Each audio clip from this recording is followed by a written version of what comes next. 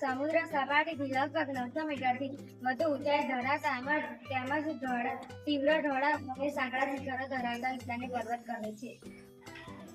નિર્માણ ક્રિયાના આધારે પર્વતોને 4 વિભાગમાં વહેંચવામાં આવે છે. 1. ગેરપર્વત મોટેભાગે સમુદ્ર તળિયાના પ્રદેશો કે જળાશયના તળે એકત્ર થયેલા નિક્ષેપણમાં દબાણ આવતા કરચલીઓ કે ઘેર પડે છે.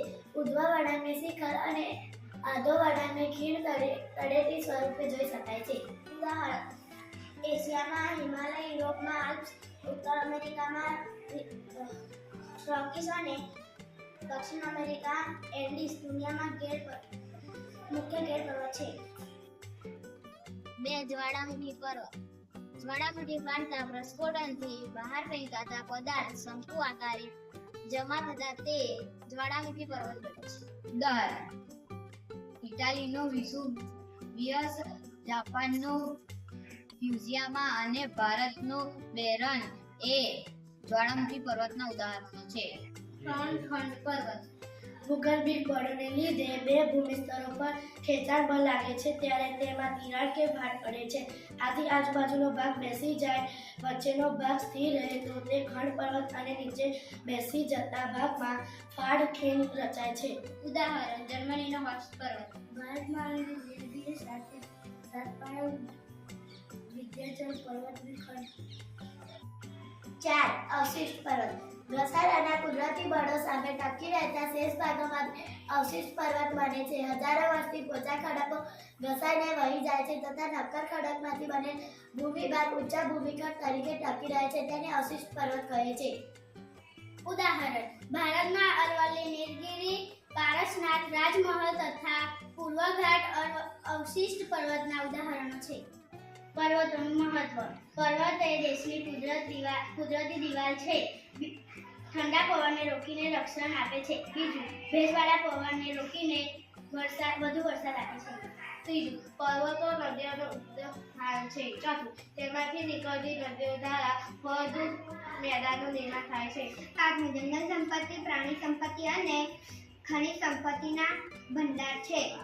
6. પ્રવાસન ઉદ્યોગ, ચલચિત્ર ઉદ્યોગ તથા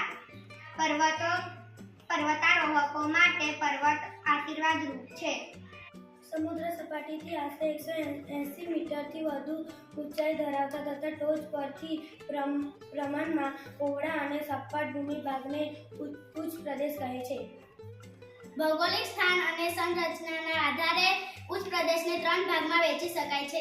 1. આંતરપર્વતીય ઉચ્ચ પ્રદેશ. ચારે બાજુએથી ઊંચી પર્વતમાળાઓથી પૂર્ણ રીતે કે આંશિક રીતે ઘેરાયેલા ભૂમિભાગને આંતરપર્વતીય ઉચ્ચ પ્રદેશ કહેવામાં આવે છે. ઉદાહરણ: તિબેટનો ઉચ્ચ પ્રદેશ, મોંગોલિયાનો ઉચ્ચ પ્રદેશ. 2. ખંડીય ઉચ્ચ પ્રદેશ.